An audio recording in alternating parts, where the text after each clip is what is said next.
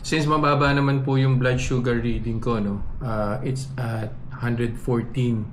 So I'll take this opportunity para ma-review na rin po yung isa sa mga ni-request po ng followers po natin. Actually marami na po sila nag-request, hindi ko na po isa-isa.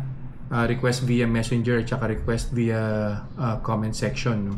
So meron po ako ritong sweet corn or yellow corn po, no. Kainin ko po siya. After an hour, babalik po ulit ako to check kung ano po yung magiging blood sugar spike po niya.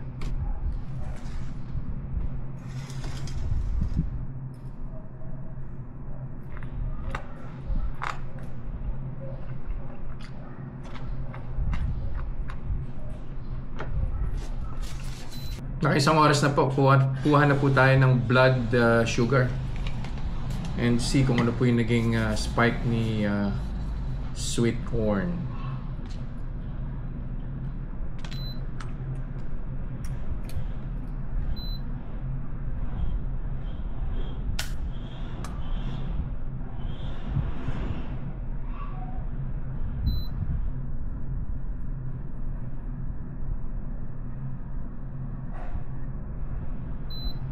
Boom!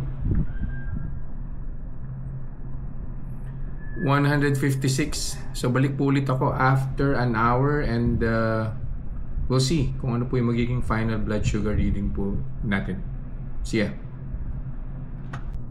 Second hour na po, final blood sugar reading na po tayo.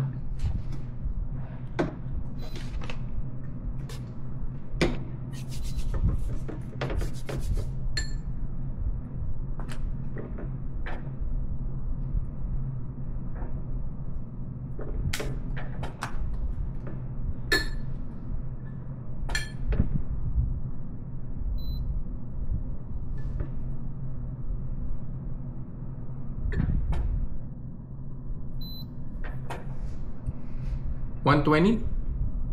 Not bad. Sige po, magta-try pa po tayo ng iba pa pong pagkain for diabetic. Yeah, I'll see you guys in the next vlog. Bye-bye.